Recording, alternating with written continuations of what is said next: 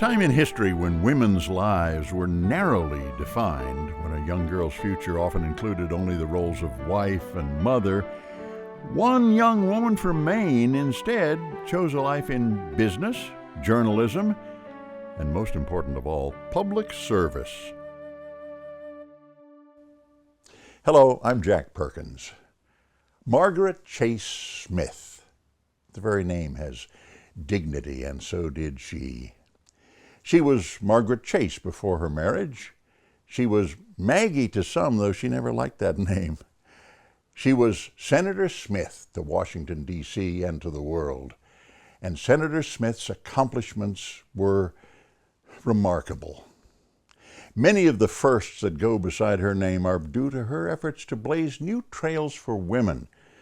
Because after all, don't forget, though it was not that long ago, politics in America was still, in those days, a man's work. And here was a woman trying to do the people's work.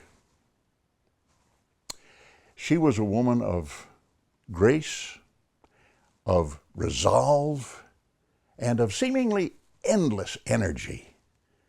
A remarkable woman whose life began in an unremarkable way. Margaret Madeline Chase was born on December 14, 1897 in Skowhegan, Maine, the first of 6 children in the family. Margaret's mother, Carolyn Morin Murray, had married George Emery Chase in October of 1896, and the couple had come to live in the home of her grandfather, John Murray, soon after their marriage.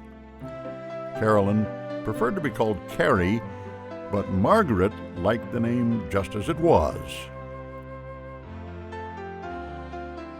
Margaret always remembered her mother warmly as an indomitable and remarkably energetic woman, and that sense of independence was something that Carrie undoubtedly passed along to her daughter. It certainly showed itself in Margaret's first entry to the work world at the ripe old age of 12. Over the years, Margaret would relate the simple story of her first job numerous times, to the point that, like many of the stories connected with her life, it has evolved a bit into legend. I wanted to earn some money, and I think I was only 12 years old when I went in and applied for a job in the 5 and 10 cent store. The man suggested that I grow a little taller so that I could reach the shelves. Later on, perhaps a year later, I went back and asked for a job again. What Margaret first lacked in height, she apparently made up for in determination, because she landed that job on the second try. She did well in school, studying at Skowhegan High School, where her life started to come into focus. Margaret went to high school in Skowhegan and finished high school. That was relatively rare in those years for all students, but particularly for girls. Professor Jenan Sherman is the chairman of the Department of History at the University of Memphis and the author of one of the more respected biographies of Margaret Chase Smith. She learned sort of a group of stenography skills while she was there, so she would be able to make a living. One of the pivotal moments, though, for her high school career was playing basketball. She loved playing basketball, and she really felt that she came into her own playing basketball. She learned some leadership skills there. Margaret had dreams of attending Sargent's College in Boston, with plans to become a physical education teacher, but these were expensive dreams, so she kept at her work in Skowhegan, eventually ending up as a relief operator for the Maine telephone company. In Margaret's last year in high school, as she was working at night as an operator, and in those days, of course, you spoke to the operator, she got a phone call from somebody with a wonderful voice, as she described it, and it was Clyde Smith. He was the first selectman in Skowhegan, a big businessman in town. That was the sort of first fabled meeting of the two. Clyde Smith was known and respected in Skowhegan. He was handsome, smart, and cut a striking figure. But he was older than Margaret and divorced, and even she had heard bits of gossip about Clyde's way with the ladies, as it was said. But Clyde was well liked, and he liked Margaret. He was just beginning to make his mark, a politician of the old school whose compass was already starting to point toward the governor's mansion in Augusta. Clyde Smith was, I think, a very smart man. He was a savvy politician, but he was a little bit more than that. He was very much what we call now a retail politician, face-to-face, hand-to-hand. But Clyde wasn't a real factor in Margaret's life yet, and there was much yet to happen before he would be. Even Margaret herself said back then she never thought much about the future, but her hard work, that distinctive Maine work ethic, was leading her to that future nevertheless. Merton Henry is a prominent Portland, Maine attorney, now retired, who knew Margaret Chase Smith for most of her political career. They met when Henry was president of the Young Republicans during his years at Bowdoin College, and he subsequently came to work on Smith's political campaigns, and they became lifelong friends. I think the fact that Senator Smith grew up in a small Maine community, in a family that was basically poor, had to work at an early age, and I think that was crucial in laying the groundwork for what became her career. The United States was in the midst of World War I as Margaret Chase was finding her way after high school graduation. The war was ever present in small-town life and in Margaret's life, and it was taking a heavy toll on Skowhegan. Out of a town of about 5,000, Skowhegan lost 17 to the Great War, and Margaret knew many of those young men personally. There were constant reminders of the war at home, blazing newspaper headlines and cries for everyone to support the war effort in any way possible. The Skowhegan community rallied with demonstrations of patriotism and volunteer work for the Red Cross. It would leave an indelible mark on Margaret Chase, and her experience with World at War began to shape her political perspectives even as she began work as a teacher in nearby Pitt's school. Teaching didn't suit Margaret as well as she had thought, and that foray into education was brief, but she soon found a niche when she was hired by the local paper, the Independent Reporter. There, Margaret found an outlet for her clerical skills, her keen sense of organization, and her developing ambitions, and she held a series of positions with the paper over the next 8 years. Perhaps more important to her future during this time, Margaret Chase also continued to establish herself in the community, investing her seemingly limitless energies in numerous civic and women's clubs. Women's clubs were quite the thing in those days. And this was really a pivotal kind of education for Margaret, because she becomes, first of all, she joins, but then very quickly becomes an officer. So she gets to make speeches, development policy. She was quite well known. She got involved in politics, then became a Republican committeewoman in the town of Skowhegan. Margaret Chase builds a network of women that are pivotal to her later when she becomes active in politics in her own right. Still in her 20s, and perhaps without really knowing it, Margaret Chase was well on her way to changing the national mindset that women were suited only for certain roles. While Margaret was working on becoming Margaret Chase, Clyde Smith was always somewhere nearby. Clyde's career in politics had been progressing steadily during these years. He had served on the school board, as sheriff, as selectman in Skowhegan, 2 terms in the Maine House of Representatives, 3 in the Maine Senate. Margaret was confused, trying to figure out what this relationship was and where it was going to go.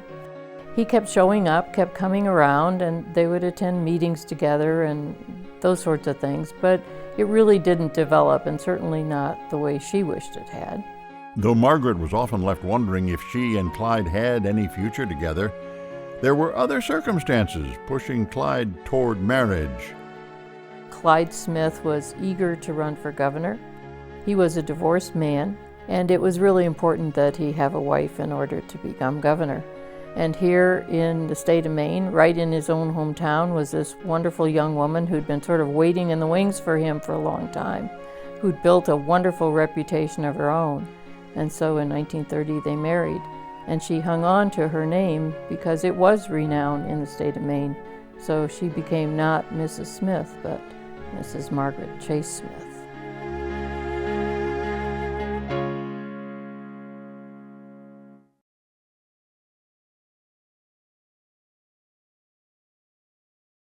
Despite the difference in their ages and the remarkably long courtship, once they were married, it was a match that seemed to make sense. I think that when they married, it was sort of a joining of forces of common interest. Margaret Chase Smith was now a politician's wife. Along with her other duties, she threw herself into the role with typical enthusiasm, hosting bean suppers, managing his affairs, and running a large household single-handedly.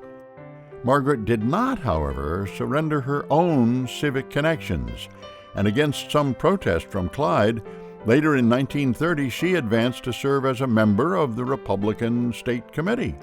It was not an idyllic marriage, but neither was it an extremely difficult one.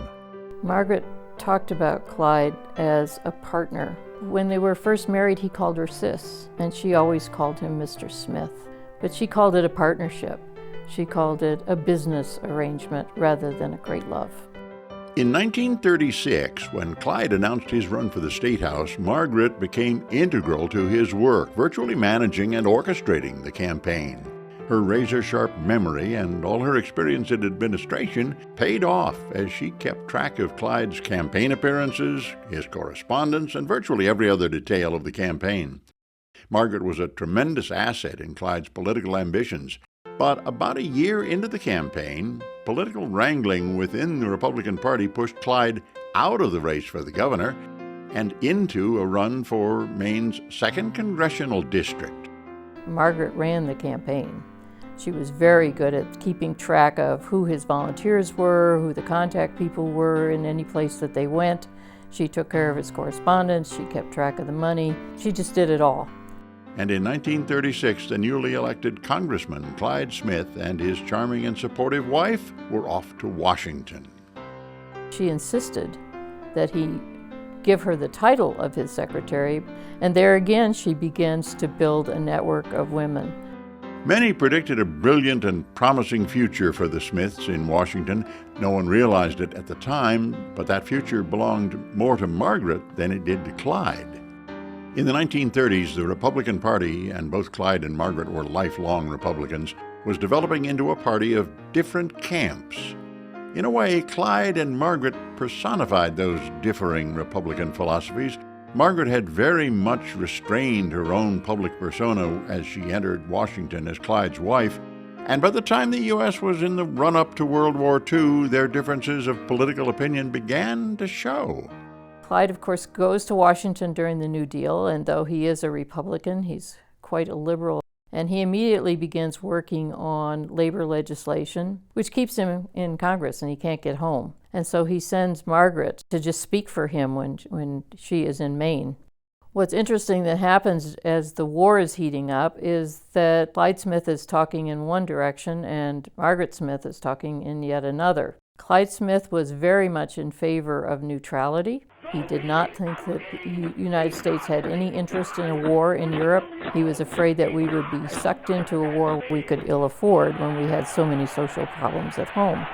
Margaret is going home. She is speaking very differently about the coming war. One particular day when Margaret had been asked to represent Clyde in Maine has become legend. He had asked her to speak for him at a Navy Day event in October of 1938 in front of the Kennebec County Women's Republican Club.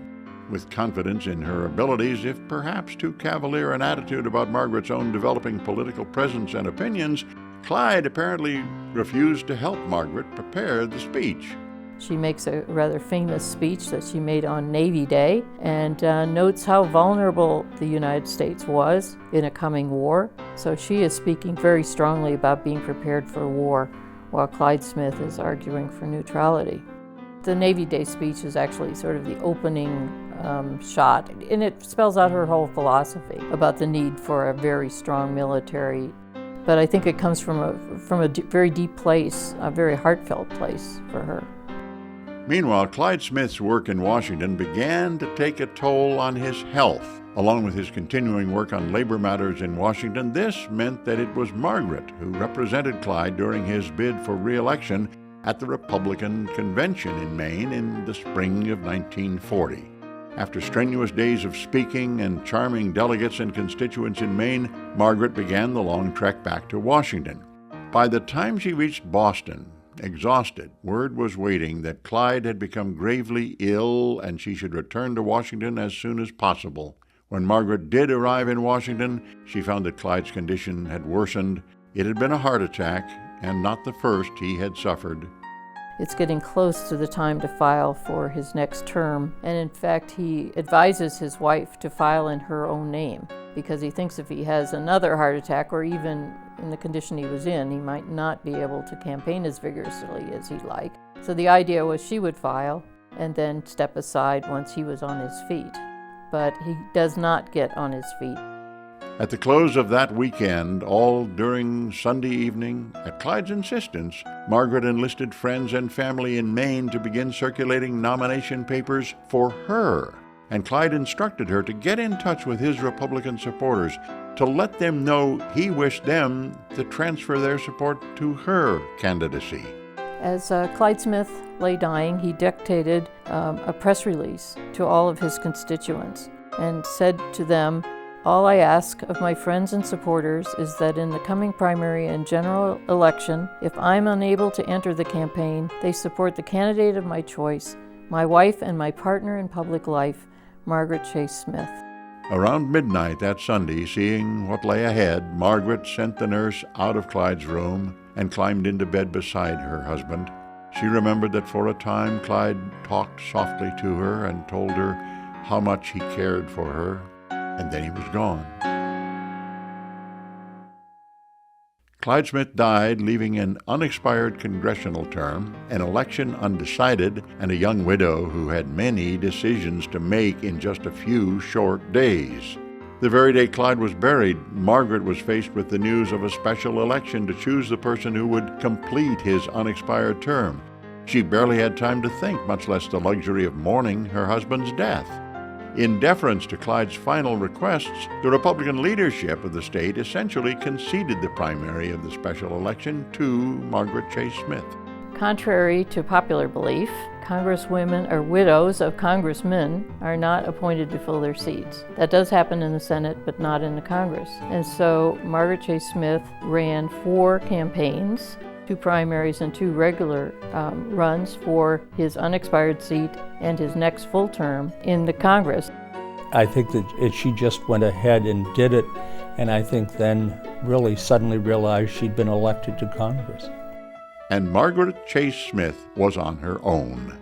Her years with Clyde had given Margaret insight into the national political machinery and had provided time for her to fine-tune her own sense of personal politics with a style that became sort of an amalgam of her own personality and what she had learned from Clyde.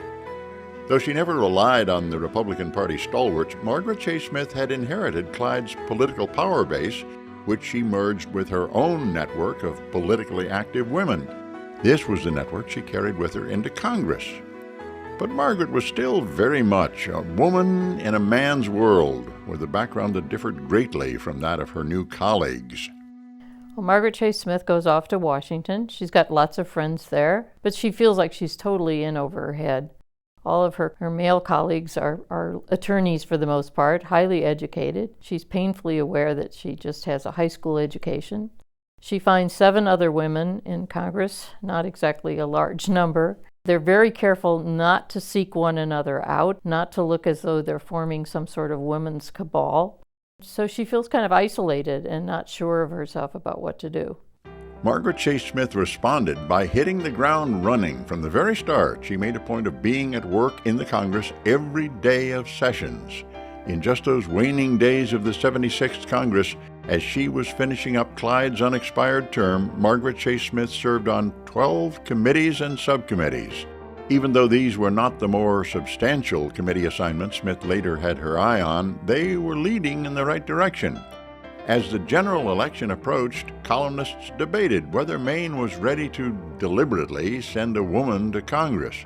With the world on the brink of war, could a woman be tough enough to make all the decisions Congress would certainly soon face?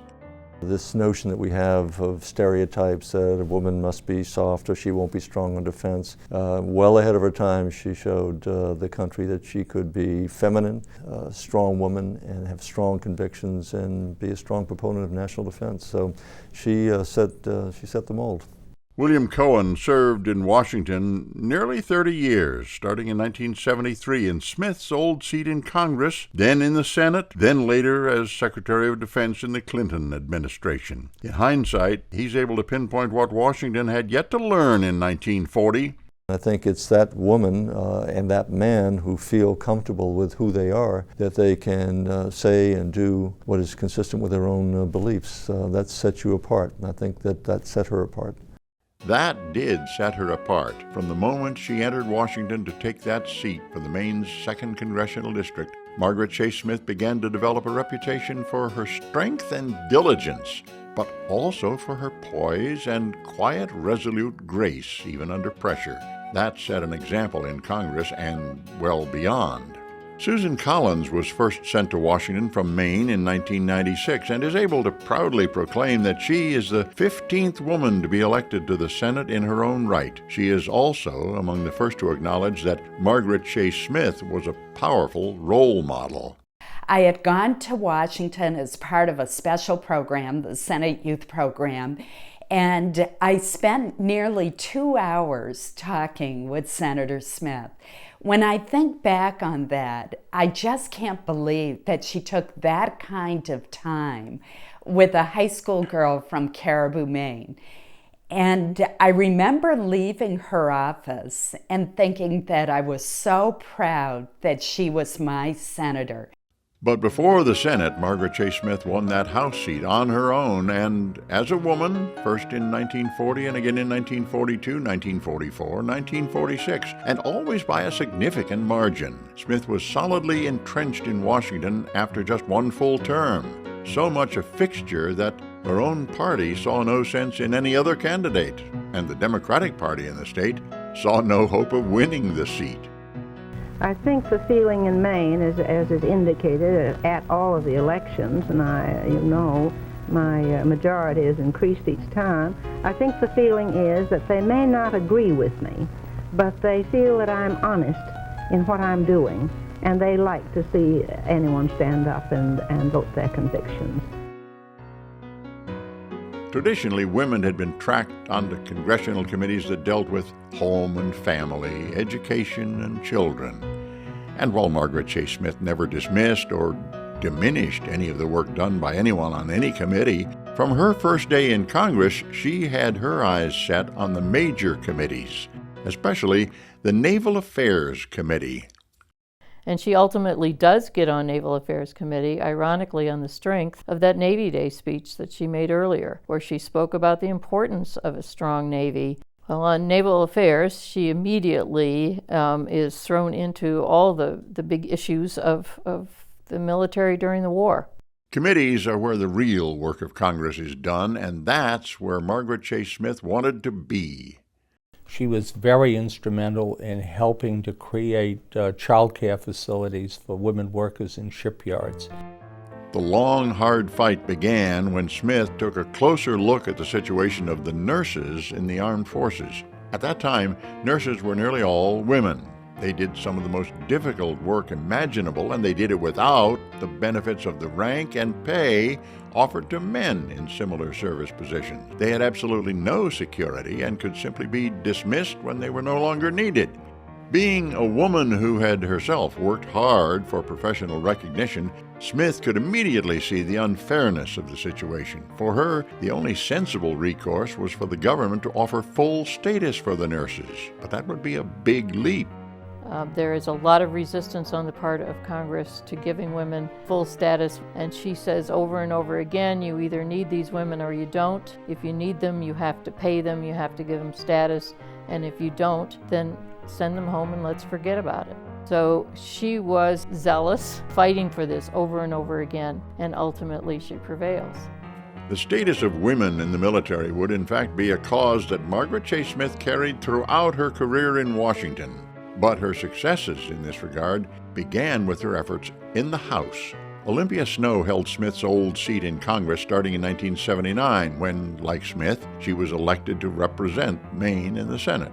She was able to shepherd through the legislation that brought women into the service. It was the Women in the Military Integration Act, and that was a critical piece of legislation that really did showcase women in our nation's military. Did this put Smith on the early front of the feminist movement in the U.S.? She would have said otherwise. As we look at Margaret Smith's efforts on behalf of women in this period, I think we're tempted to call her a feminist, although she was very careful not to accept that title for herself. She saw feminists as being confrontational, as being anti-men and so forth, so she wouldn't define herself that way. But I think that she was very worried and very concerned about fairness and equity for women. Years further along in her career, in a 1962 interview with CBS, Smith summed up her opinions on gender and capability. I go on the theory that women are people, Paul. You know, I don't separate women from men as far as qualifications and appointments are concerned. You're not a feminist, are you? No, indeed. Never have been a feminist. Debates about national defense dominated Smith's first years in Washington, with many, including the government as a whole, wavering between a policy of isolationism and military buildup. But it was always about Maine, too. Her congressional office quickly became what some called a service agency for her constituents. If people back in Maine had problems, they knew they could go straight to Washington. Smith handled countless requests over the years, making a point to answer every letter on the day it arrived. And she kept in touch with the folks in Maine with columns in local newspapers, eventually running under the headline, "Washington and You." Perhaps like no other legislator before her, Margaret Chase Smith became Maine's agent in Washington. These early years also came to define how Margaret Smith would handle and feel about being, undeniably, a woman in what was then a man's world. It was a great contradiction of her life and career in Washington that she was able to deftly celebrate being a woman while at the same time denying that gender should have any bearing what a person was capable of doing. But viewed in contemporary terms, perhaps this is really no contradiction at all, and in terms of gender politics, Smith was certainly ahead of her time. Margaret Chase Smith taught me that every issue is a woman's issue, whether it's taxes or education or child care or homeland security. Women are just as affected as men are.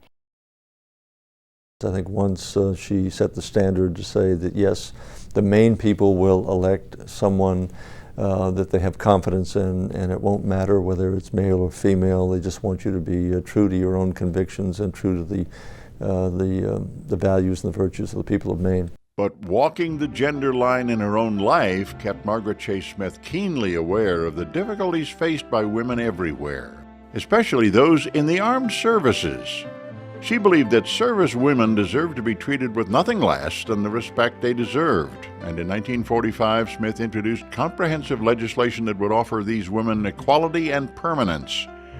She fought aggressively in the matter, and finally on July 12, 1948, President Truman signed into law the Women's Armed Services Integration Act. Because government is largely a collective process, it's not often that one person can be credited for the passage of a bill when it finally makes its way to the president's desk. This is one notable exception. Margaret Chase Smith had played hardball for something she believed in, and she had won.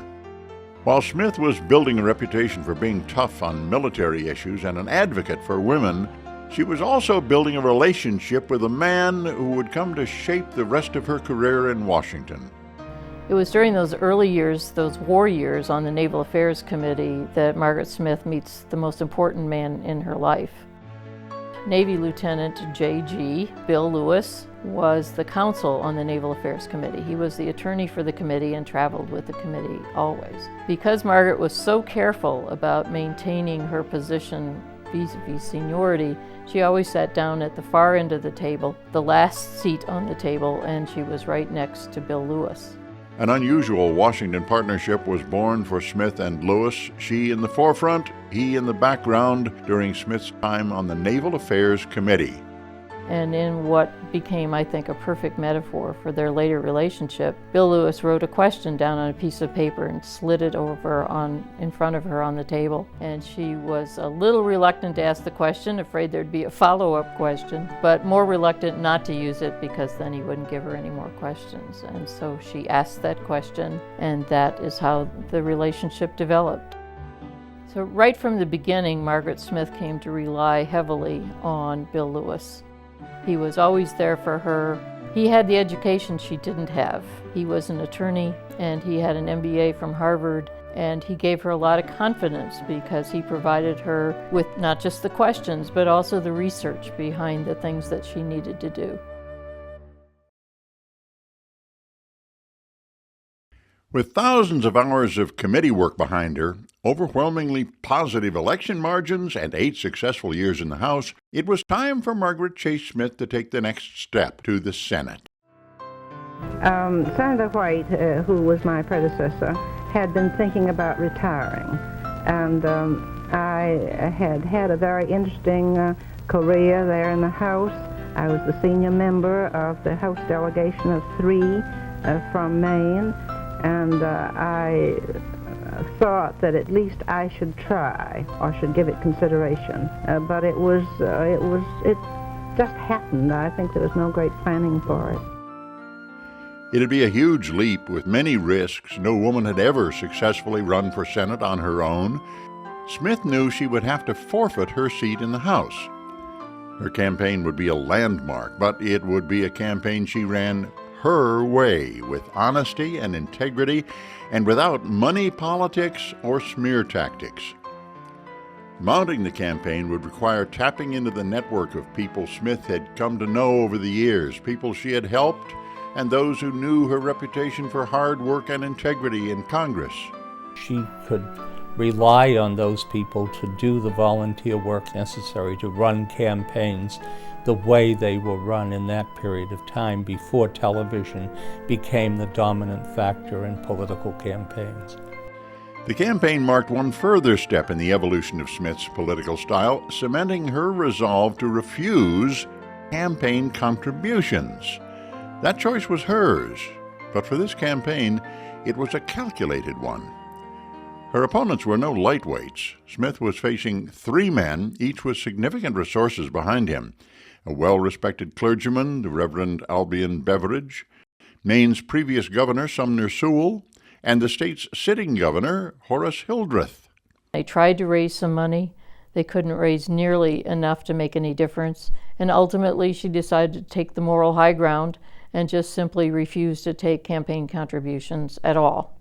Supporters contributed postage and green stamps, their time and their voices, and Smith was pioneering in her efforts to send mail directly to groups of constituents based on issues, interests, and targeting men and women separately. It was a style of campaigning not often seen in national politics, boldly crossing party lines, running without a political machine, building a network from person to person across the state.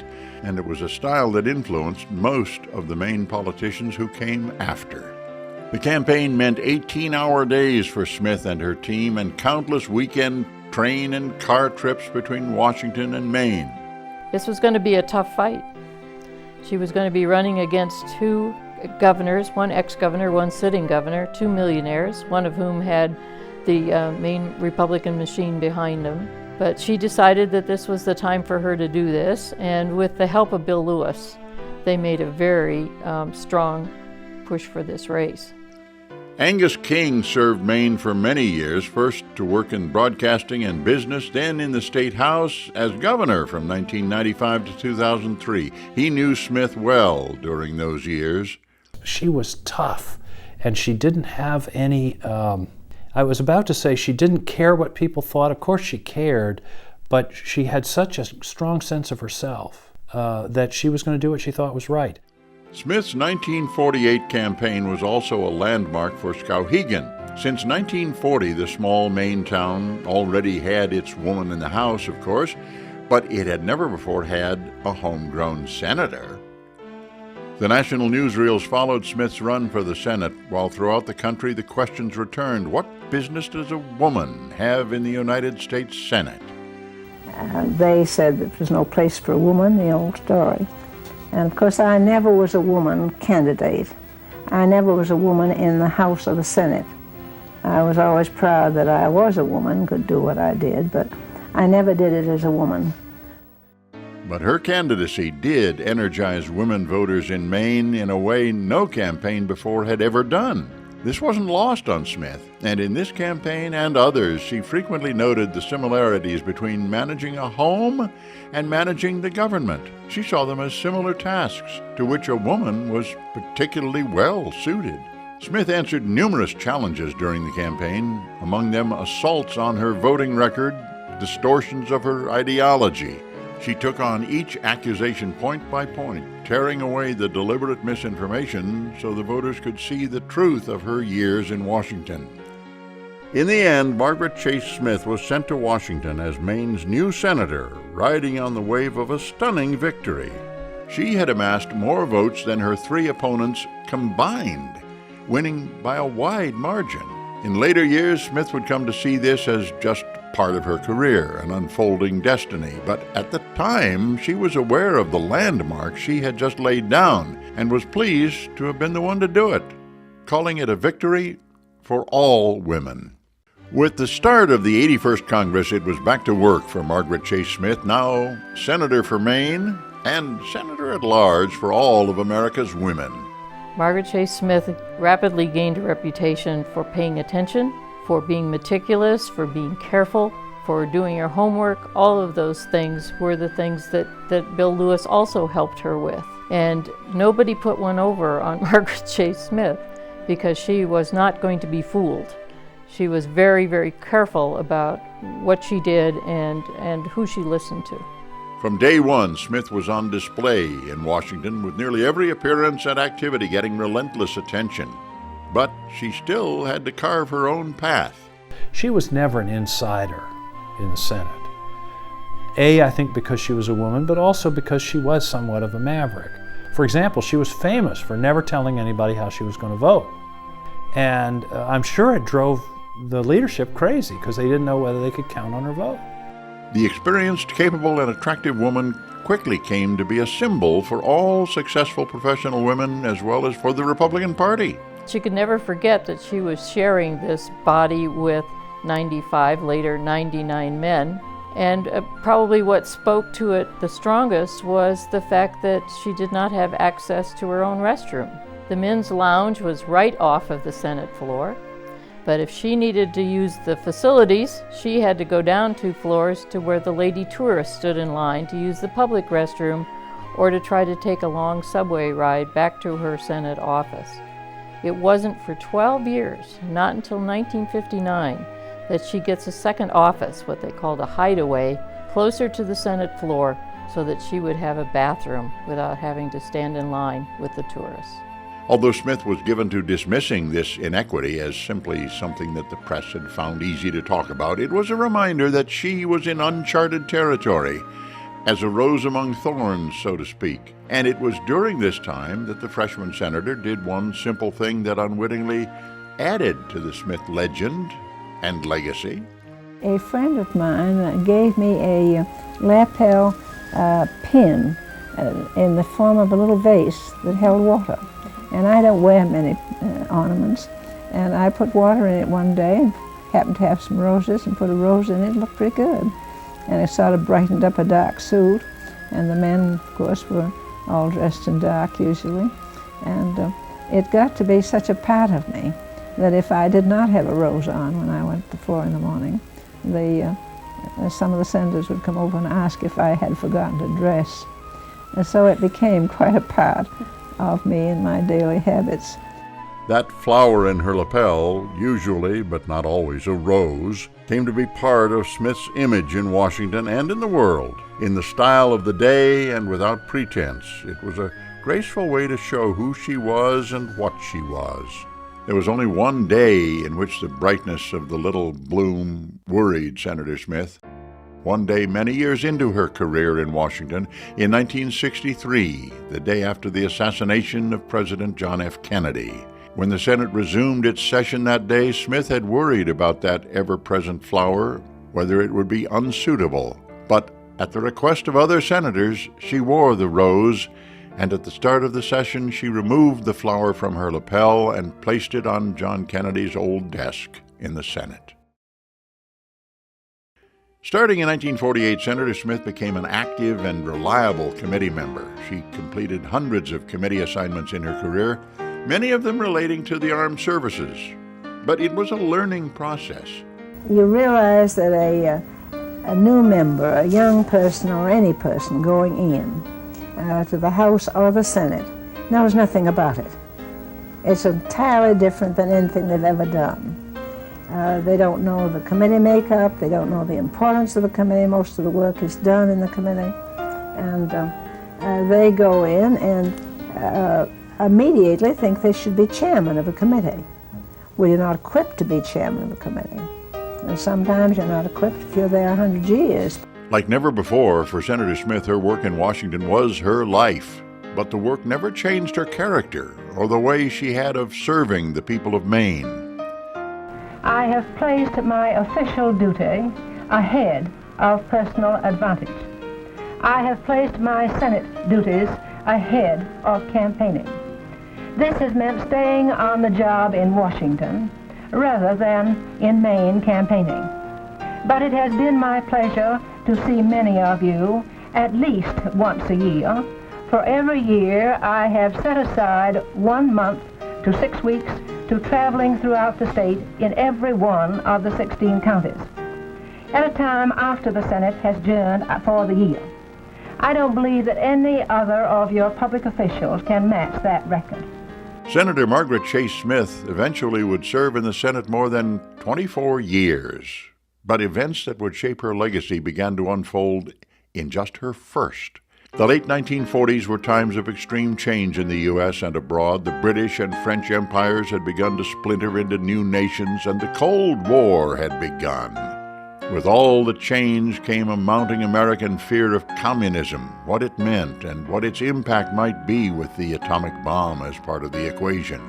A number of years earlier, the House Committee on Un-American Activities had been formed. There, the country heard for the first time the question, "Are you now or have you ever been a member of the Communist Party of the United States?" The committee came to be called HUAC, and though Senator Smith was well aware of the committee while she was in the House, she could not have known at the start of her Senate career just how much the issues facing HUAC would expand and come to define part of her own time in Washington. Margaret Chase Smith watched as the temperatures in Washington swung from abject fear to a posture of military assertiveness, from caution to smear, and she could not watch in silence. She would eventually become the one, the only one, and the first to step forward and speak in an effort to calm the nerves and raise the consciousness of a nation. She began her term in the Senate with a call for the Republican Party to humanize itself in the eyes of American voters. She believed that Congress needed to be direct and honest with the people of America, but her independent voice was not always welcomed by party leadership, and hers was not the only voice surfacing in this new crop of senators. There was also Senator Joseph McCarthy of Wisconsin. Fairly early on in the Senate, Margaret Smith learned to distrust Senator McCarthy, Senator Joseph McCarthy from Wisconsin. She found him to be duplicitous, that he would say one thing and do another, so she was distrustful of him anyway. But after he made his speech to the Wheeling, West Virginia Women's Republican Club about 205 communists in the State Department and Truman not doing anything about them, she began to wonder about what he was up to. Although she certainly was in favor of going after communists, she was very concerned about the tactics he was using. and really starting to be concerned about the fact that everybody in Congress was running scared. True acts of courage are not those we premeditate, and it was never Smith's intention to simply be courageous. True to her form and to her conscience, Smith was merely reacting to what was evolving around her, speaking up and staying true to her own moral compass. I got very worried, Paul. You may remember what days those were back there in 49, 48, 49, and 50. There was so much suspicion among people. There was so much fear. They were getting to the point where people hardly dared to speak their thoughts or their minds for fear of being accused of being communists, trial by accusation. Oh, there were so many things that were going on that I got very, very much concerned. I never did name him by name because it was the whole operation that bothered me so much. And I thought someone should speak up. I thought that we were getting to the place where we were almost indifferent to what was going on out of the fear that we had of what was going on. Smith tried more than once to get to the bottom of the accusations and the fear. I asked him one day when I was in the Senate. He sat 2-3 seats back of me, and I remember clearly I went, turned around, put my hand out. Said, "Let me see one of those, Joe." And he said he didn't pay attention to me. And I said again, "Joe, let me see one of those, just one." And he said, "Don't you believe me?" And I said, "Well, I'd feel better if I could see a signature myself." But I never saw one, and I think perhaps no one did see them. Margaret Chase Smith was always one to think before she spoke, and as senator, she relied on her sharp mind and the equally sharp mind and hard work of Bill Lewis. In the maelstrom of what would later be dubbed McCarthyism, she took the same tack. She was deeply concerned that McCarthy was taking legitimate issues and distorting them. She and Bill Lewis used to drive back and forth from Washington to Maine, and they decided it was Memorial Day weekend, and they decided to come to Maine for Memorial Day weekend, and she sat at the kitchen table with Bill Lewis in Skowhegan and wrote the speech. And it was about America and Americanism and how what McCarthy was doing wasn't really consistent with American values. And during the entire time, instead of talking about my Memorial Day speeches, I was talking about the McCarthy problem. And we talked a good deal about some of the points that ought to be raised. And the next day, here at my house, we sat and outlined the statement.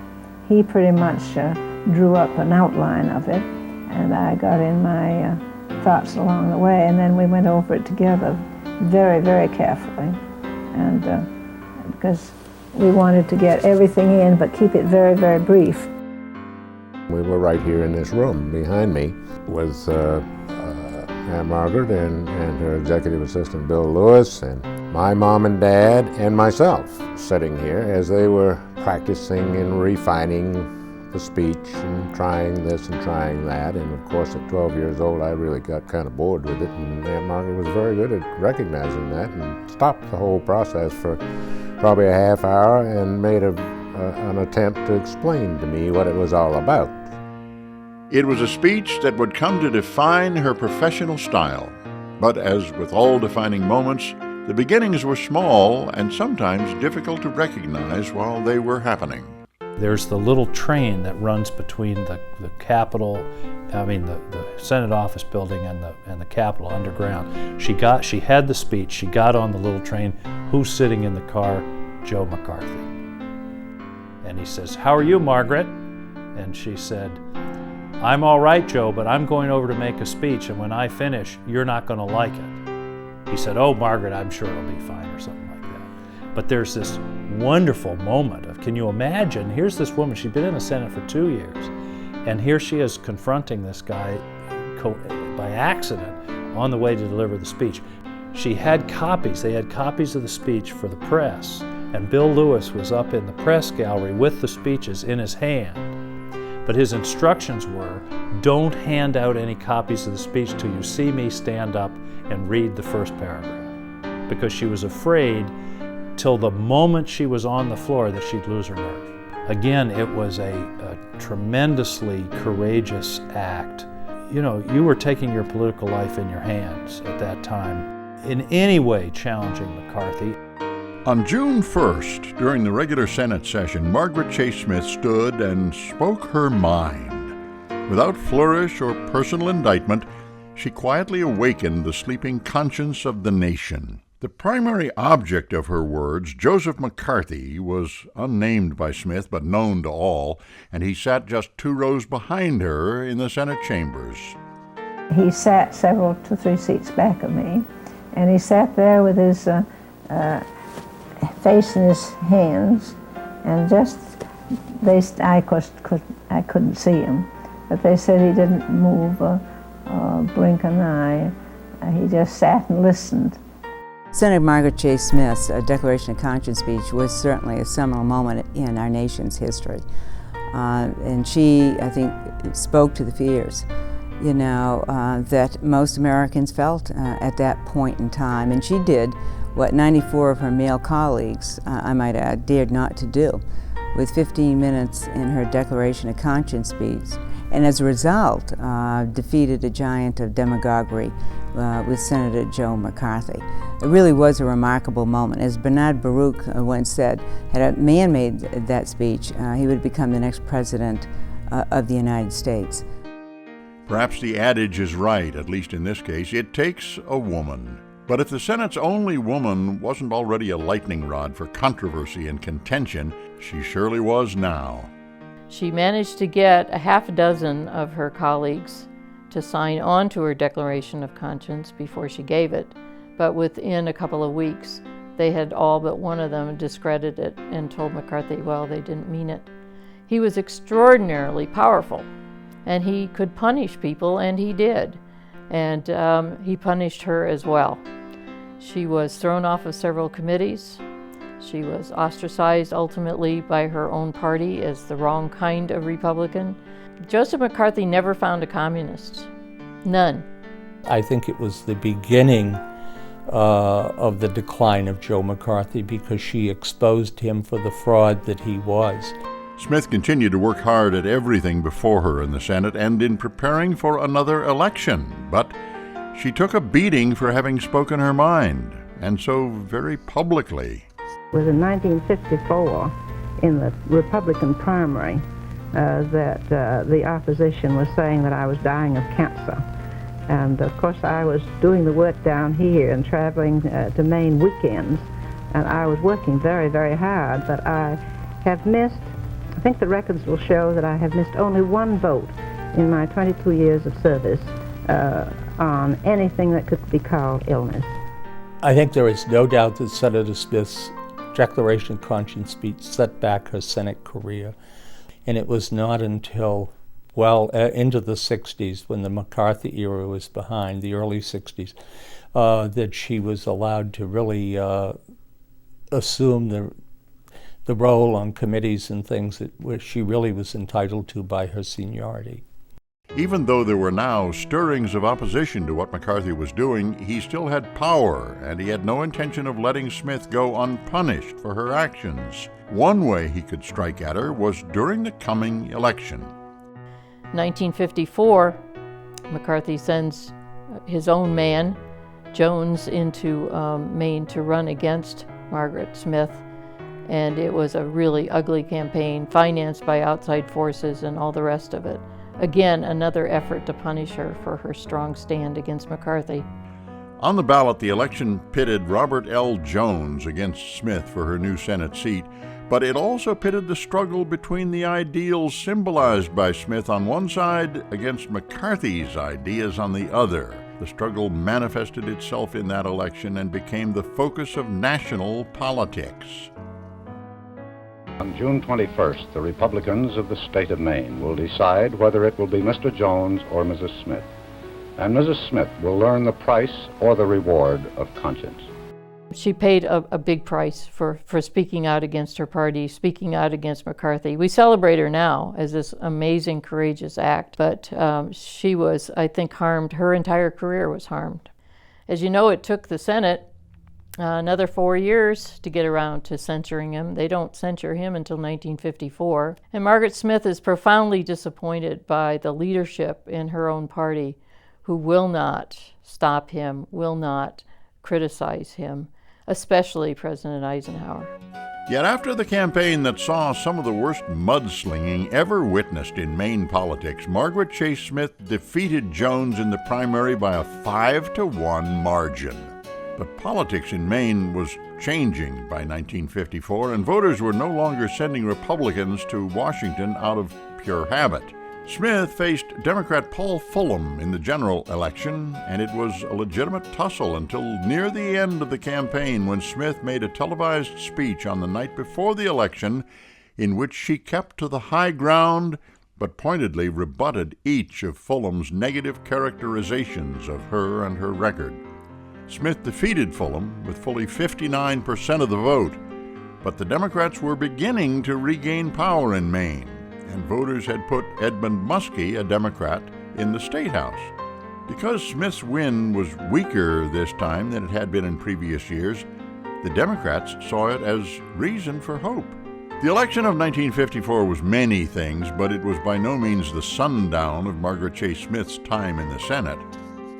So Margaret Smith defeats Jones, McCarthy's chosen candidate in 1954, back to the Senate for another 6 years. And again, the talk starts about the possibilities that she might be a vice presidential possibility. And so when Eisenhower decides that he wants to spend a couple of days fishing in Maine, and decides also to stop in and visit the senator in Skowhegan, this really fuels the talk about whether she's going to be asked to be his vice president. He comes to Skowhegan. It's a grand celebration. This is a very big deal. He goes out to the fairgrounds and makes a big speech. He comes back for a lobster bake in her backyard right on the banks of the Kennebec. Most likely, however, he just wanted to both spend a couple of days fishing in Maine, which he loved to do, and also pay his respects to who has now become a senior senator and a very important person in the Republican Party. In what might seem like a strange stroke of media attention, during the 1956 campaign, Smith was called upon to debate a former First Lady, the estimable Eleanor Roosevelt. It was a big event, and it was unique because normally you did not see women out in front in American politics at that point in time. And I think everyone was impressed that Senator Smith held her own very nicely. I think that she felt that it probably was one of those things that she had to do is if she was to be a major player on the national political scene. Smith considered all the talk and the jockeying to be complimentary, and she even did her part to push along the speculation. But an Eisenhower-Smith ticket for the White House was not to be. Knowing and learning were always important to Margaret Chase Smith. She read the bills before deciding how to vote, thought before she spoke, wanted to understand things before she developed opinions, and she liked to have her information firsthand. Well, after the whole McCarthy mess was over with and the Senate finally gets around to censoring him in 1954, Smith is actually right in the middle of an around-the-world tour that she takes totally on her own and totally financed by herself and by Bill Lewis, to see what was going on in the world. And she decides to set off on her own to talk to the major heads of state around the world. Everybody you could think of who was important in the world in those days, she interviewed them and tried to find out what the situation was, what is really going on with communism in the world, so that she could make better decisions when she came home to the Senate. In a changing and ever more connected world, it was a natural step for Smith to seek out international leaders in her quest to better understand and do her job in the Senate. But the trip itself was unprecedented, and the media took notice. Cameras from CBS News followed Smith for most of the trip, and her interviews with world leaders became a regular feature of the popular See It Now program hosted by Edward R. Murrow. Oh, it clearly elevated her her visibility on the national scene, because the broadcasting of those programs, I think, were widely heralded, and the quality of her interviews was really picked up, and people were very impressed by her access to all of these leaders. Though the trips were personal and entirely unofficial, the national press praised America's senator abroad. Smith was already recognizable as the only woman in the U.S. Senate. Now she was in homes across the country, a regular feature, bringing an educated, broad-minded international perspective to Americans, the likes of which they had never before seen in living rooms. Smith brought that perspective with her back to Washington and quickly gained a reputation for her firm stance against the nationalism in the USSR that seemed then to be tangled up with issues of communism. But the political climate in Maine and Washington was changing in other ways. By this time, in the late 1950s, the party system in Maine was changing rather drastically. It had always been a one-party state. It had always been the Republican Party. But there was an ascendant Democratic Party by this time, and Margaret was sharing her Senate life with titular head, I guess, of the Democratic Party in Maine, Senator Muskie. They did not get along well.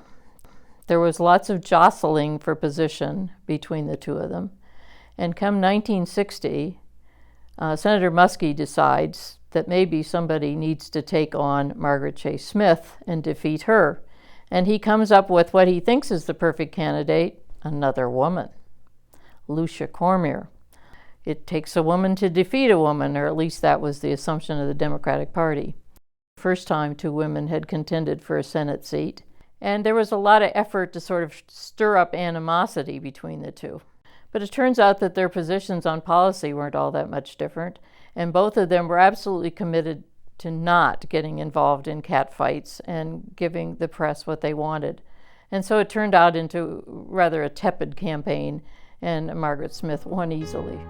Though they were often pitted against each other, Muskie held Smith in the same high esteem as did the others in the Senate. In particular, he saw and respected how much her work meant to Maine. And so I always found her interested in working with me, notwithstanding our party differences.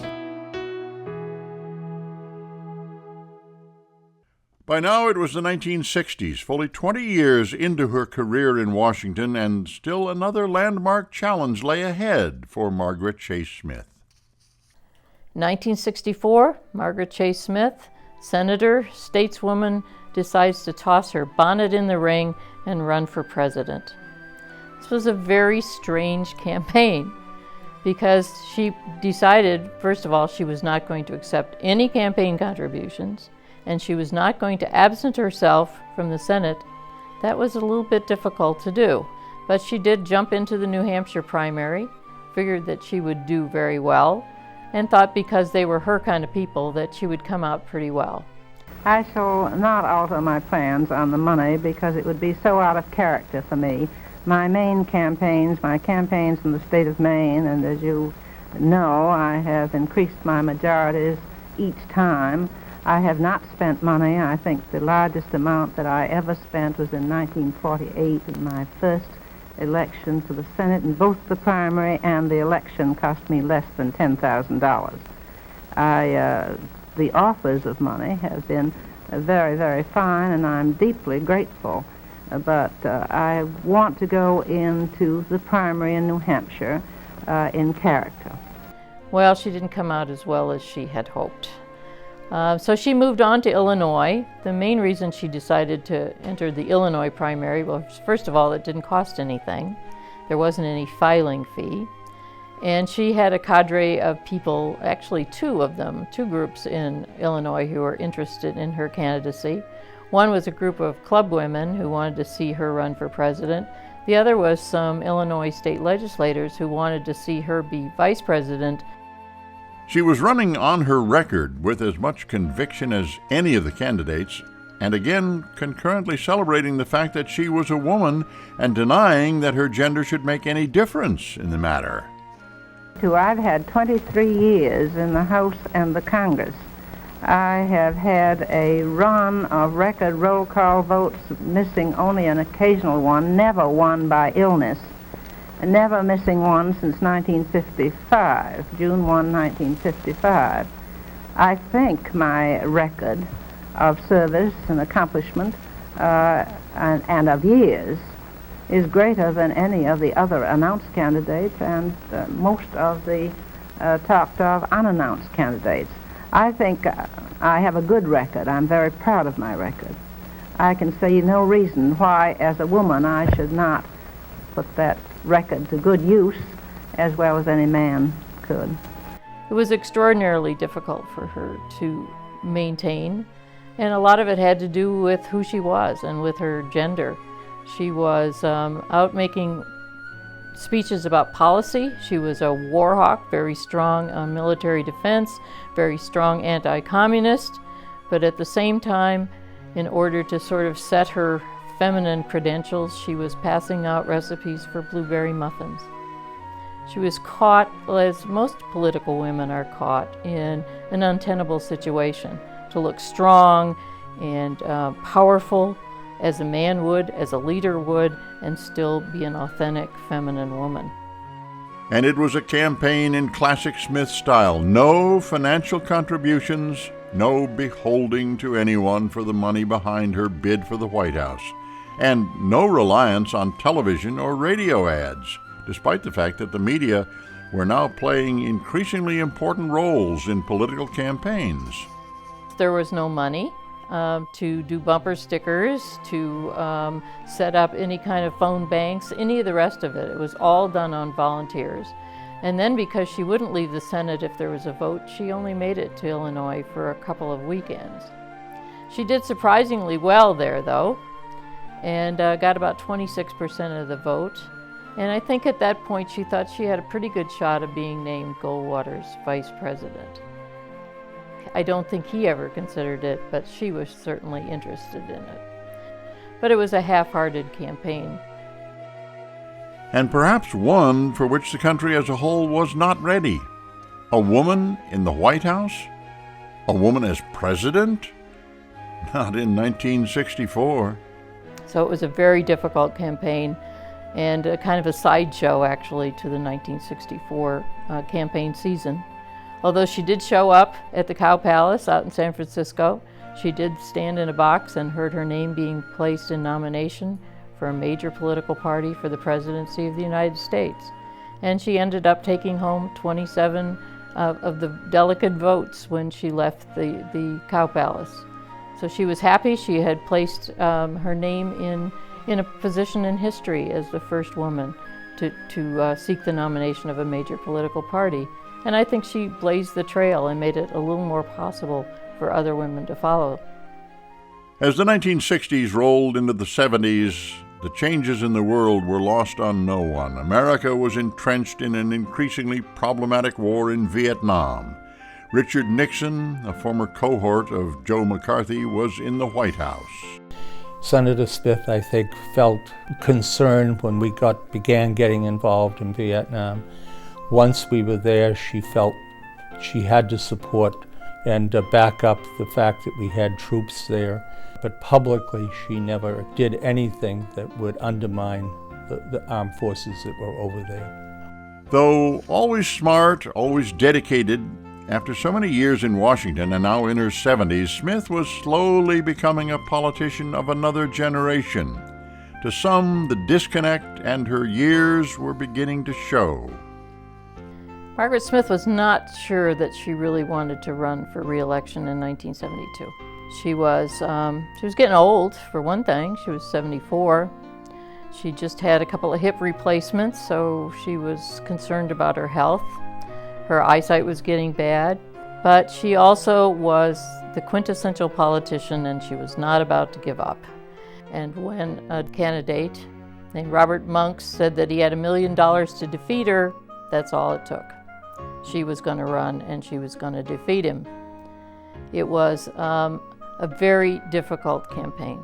Part of the problem that Margaret was having was that the state of Maine was in a very different position vis-a-vis the Vietnam War than she was. She's on the Armed Services Committee, she's setting policy in Vietnam, and Maine is turning much more toward an anti-war position. So that was a big factor in this campaign.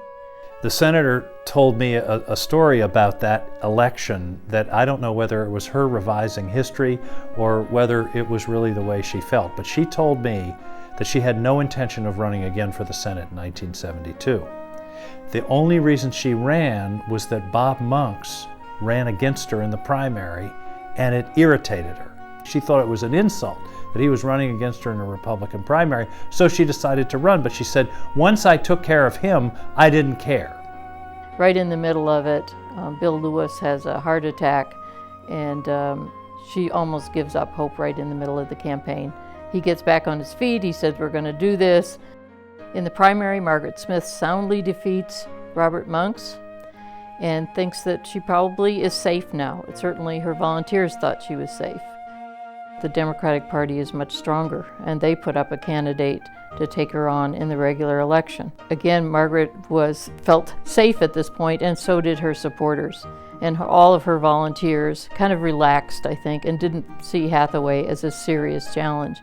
But it turns out that he was, and he defeats her, and he defeats her broadly, even in her own hometown, and that profoundly hurt when Skowhegan did not even support her in that last election. It was perhaps inevitable.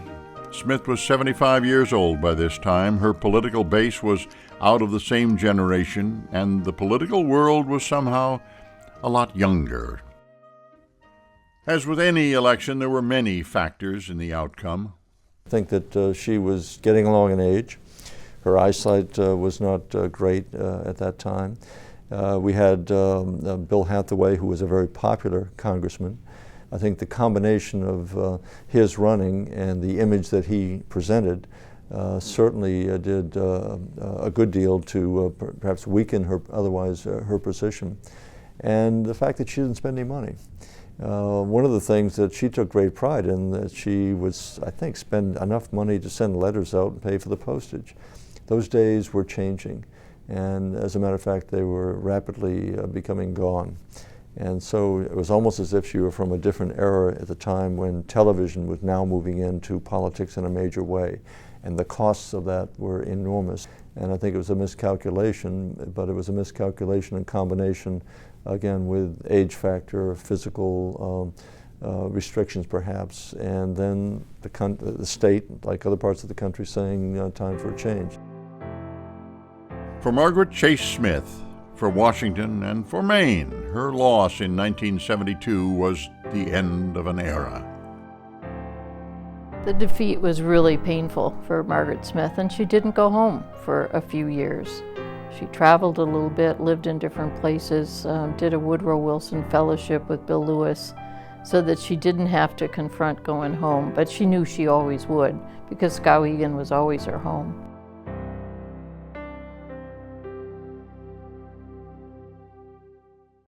The end of an era is not the end of a professional life.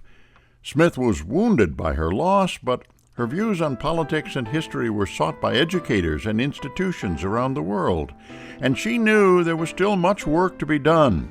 She responded by working under the auspices of the Woodrow Wilson National Fellowship Foundation at Princeton. She thoroughly enjoyed her work with the Woodrow Wilson people and speaking on college campuses around the country. I think that she felt a great deal of responsibility for getting her papers in order so that they could be used for research and so forth. She was conscious that she had a unique place in history. She finally goes back to Skowhegan in the mid to late 70s. Bill Lewis is very eager to see that her papers are preserved. And so Bill Lewis decides that they need to have a library that she controls, that is right there near her home, and makes an arrangement with a college called Northwood University to build the library and to make sure that her papers are available to scholars in perpetuity. Bill Lewis unfortunately dies just a couple of months before the library opens. but it was, I think, his last great act of love for her. She never had a private life. She sacrificed a private life to a political life, and she was going to need a public life to sustain her, and that's what the library provided her. I once asked her, I said, how come you and Mr. Lewis, you and General Lewis never got married? She said, because he never asked me.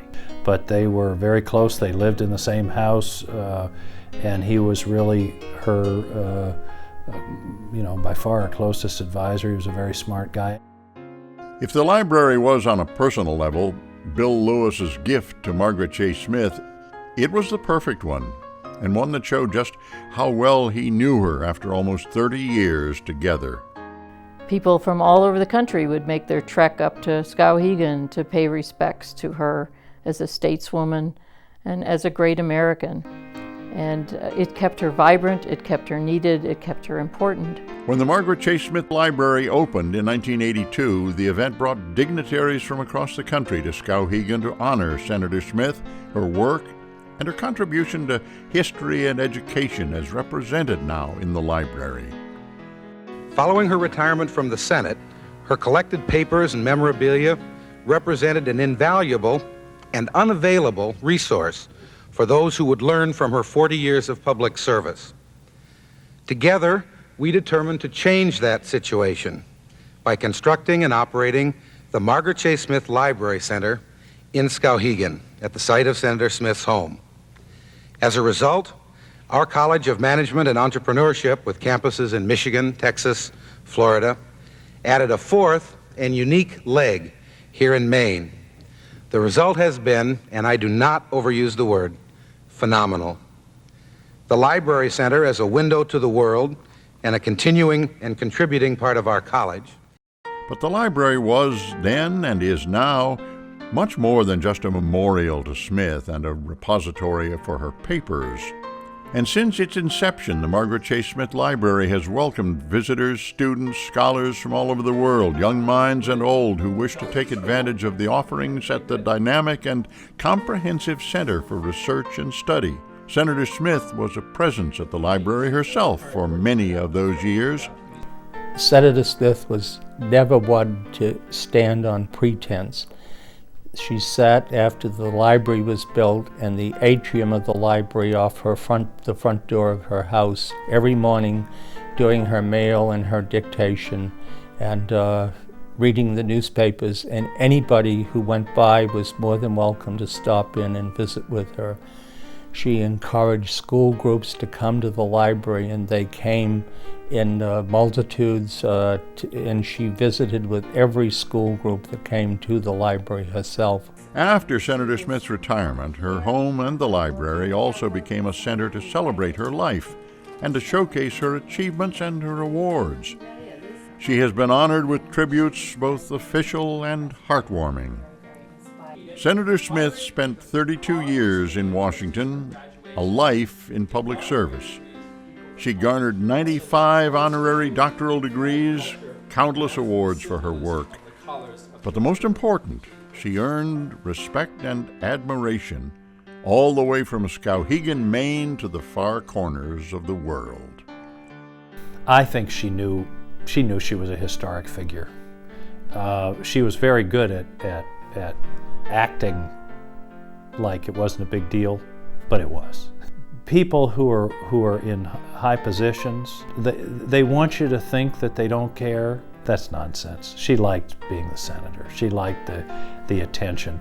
It's nice to say this was just an ordinary girl from Maine that went down to the Senate and everything, but she was a senator. Senators take on certain larger-than-life qualities, and she was one of them. Many politicians, both men and women, have followed in Smith's footsteps. Especially those from Maine have found that Margaret Chase Smith's devotion to public service not only broke ground but raised expectations for any public servant coming from the state. Somehow more is expected of Maine in the halls of government. They are expected to stand out. Oh, she is a tough act to follow. I recall the first time that I heard her speak at the Maine Republican State Convention back in the early 1970s, and I always remember one phrase in the speech that certainly captured the essence of Margaret Chase Smith. She says, "I tell it like it is." And of course, the convention just erupted in applause.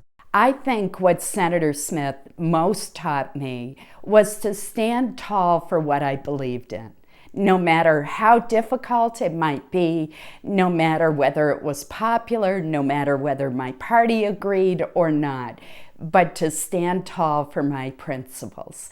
And that's what she was known for. She was a woman of such integrity. For Margaret Chase Smith, a life well lived came to a close on Memorial Day in 1995 when she died at her home in Skowhegan.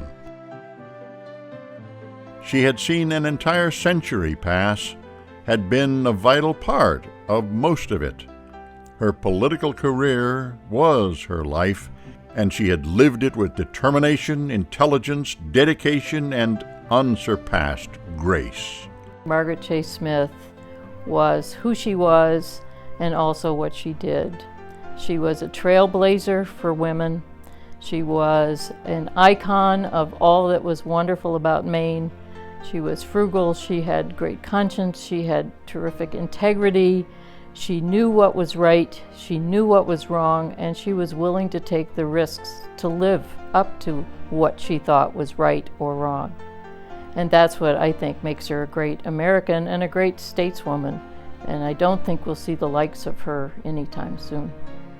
In 2005, Smith was honored once more. As a result of considerable joint effort by legislators from all over the country, Smith's portrait now graces the halls of the Senate chamber. And in 2007, the United States Postal Service issued a stamp bearing her likeness as part of their Distinguished Americans series. Margaret Chase Smith, first woman elected to the United States Senate in her own right, first woman elected to both houses of Congress, first woman to be nominated for President of the United States by a major political party. These firsts and accomplishments, among many others. Margaret Chase Smith was an inquisitive thinker, a careful and thoughtful speaker, a dedicated and tireless public servant. She was a daughter, a wife, a sister, an aunt, a mentor, a friend, an icon. There was another woman in somewhat more recent international political history, another Margaret, the former British Prime Minister Margaret Thatcher. She never really knew Margaret Chase Smith. They were separated, after all, by an ocean and a generation. But she might very well have been talking about Margaret Chase Smith when she said, "Being powerful is like being a lady. If you have to tell people you are, you aren't." Well, Margaret Chase Smith never had to tell people she was powerful. Margaret Chase Smith never had to tell people she was a lady.